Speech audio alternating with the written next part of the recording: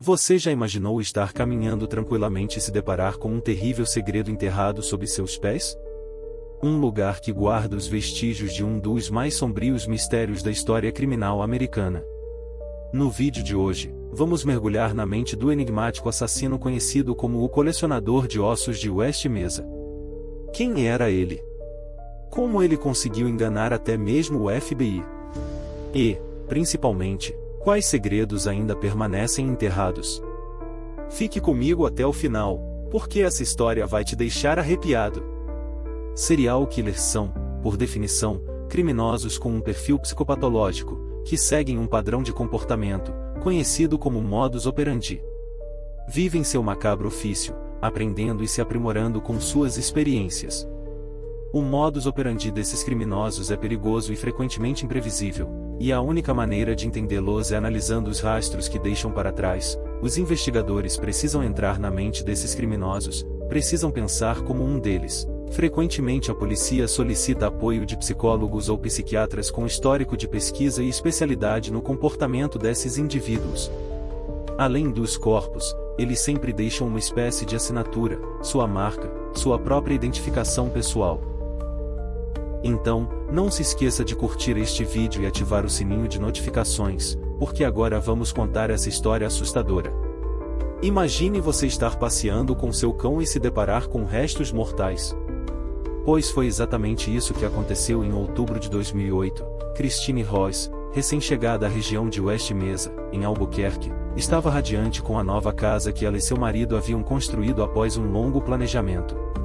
O casal, acompanhado de seu cão de 3 anos, Roca, fazia caminhadas noturnas pela vizinhança. Foi durante uma dessas caminhadas, na noite de 2 de fevereiro de 2009, que o cachorro se mostrou particularmente interessado em um objeto estranho. Intrigada, Christine se aproximou e percebeu que parecia ser um osso humano. Ela tirou uma foto e enviou para sua irmã, enfermeira, que confirmou a suspeita. O casal imediatamente contatou as autoridades, e o local foi isolado. Uma investigação minuciosa revelou que o osso era, de fato, humano. Durante a análise da área, outros fragmentos começaram a surgir. Os investigadores descobriram que o projeto de construção nessa mesma região havia sido interrompido em 2008 devido a problemas de drenagem, o que levou à exposição dos restos mortais. Com a ajuda de policiais, antropólogos e voluntários, uma vasta área foi escavada, revelando dezenas de ossos humanos. Surpreendentemente, muitos desses ossos estavam danificados por maquinários utilizados durante as construções, e algumas partes já haviam sido removidas, tornando impossível localizar todos os restos mortais. Um pensamento minucioso desse assassino, um ótimo local, completamente vazio e que futuramente teriam várias construções por cima da sua coleção de ossos, onde nunca seriam descobertas. Ao longo das semanas seguintes, os investigadores começaram a montar um quebra-cabeça macabro. A primeira vítima identificada foi Vitória Chaves, de 26 anos, desaparecida desde junho de 2003. Vitória era mãe de 2 filhos e trabalhava como profissional do sexo. Sua família só reportou o desaparecimento em março de 2004. À medida que os dias passavam, mais ossos eram encontrados, e a contagem de vítimas subia.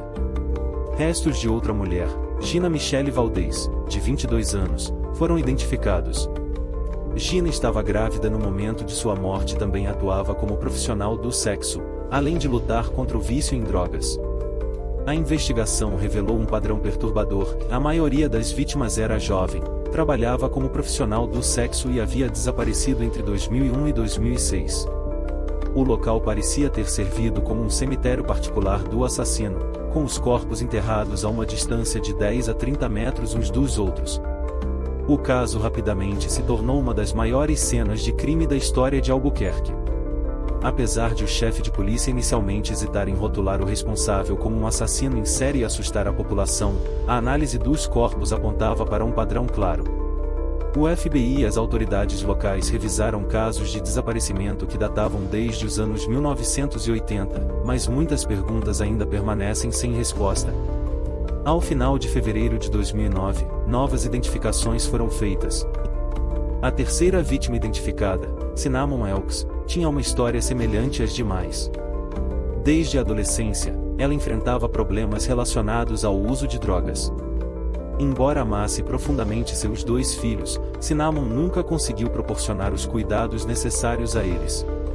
Aos 32 anos, acumulava um histórico criminal de 19 prisões por prostituição e 12 por posse de drogas.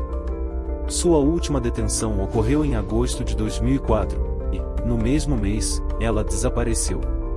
Os investigadores notaram que todas as vítimas identificadas até aquele momento mantinham contato com suas famílias apenas para solicitar ajuda financeira e, em seguida, simplesmente deixavam de ligar.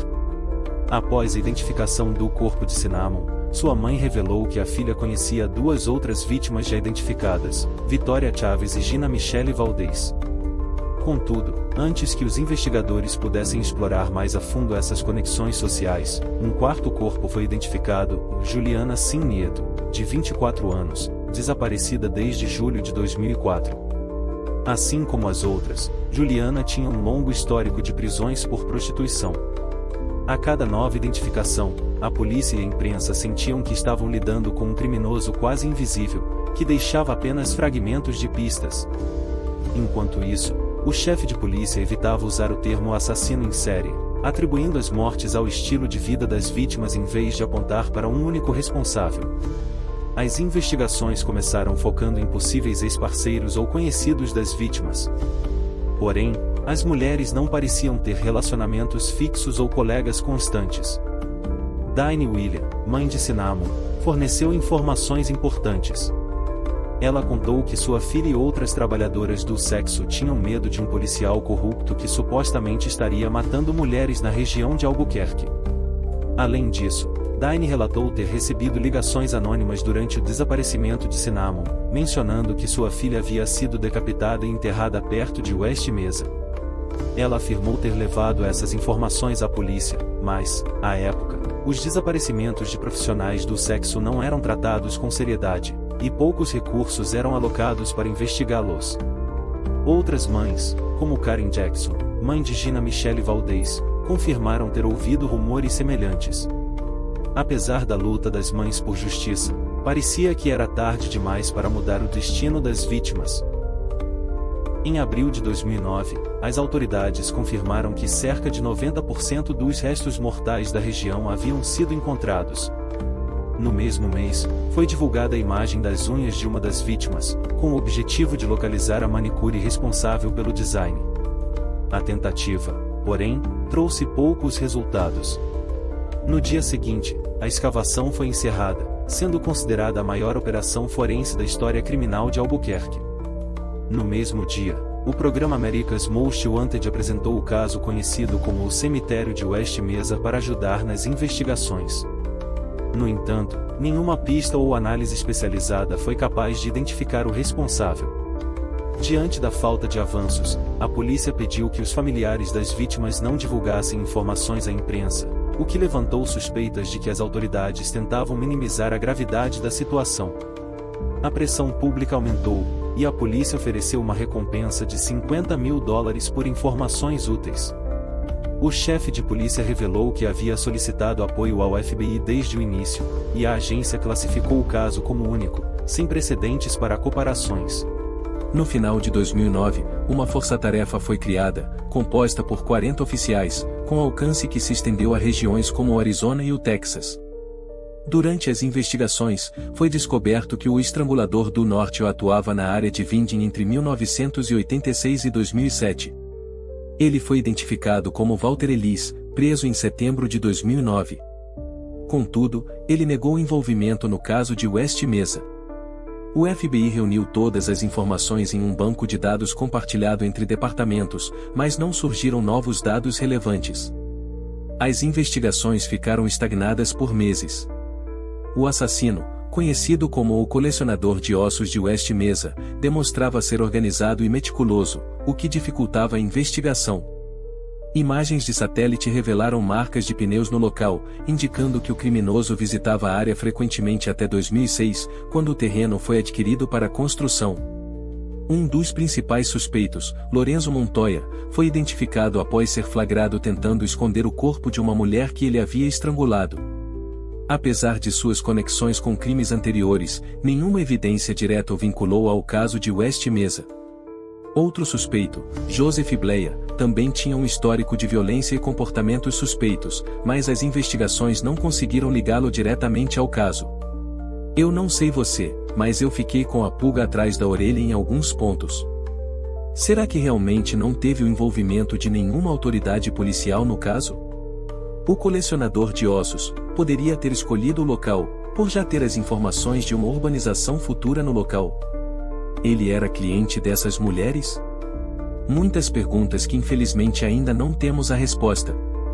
O mistério do colecionador de ossos de West Mesa continua a assombrar Albuquerque, e cabe a todos lembrar dessas mulheres e garantir que histórias como essa nunca mais se repitam. Muito obrigado por assistir até o final. Deixe seu comentário com a sua opinião sobre esse caso, deixe seu like e se inscreva no canal para acompanhar novos conteúdos.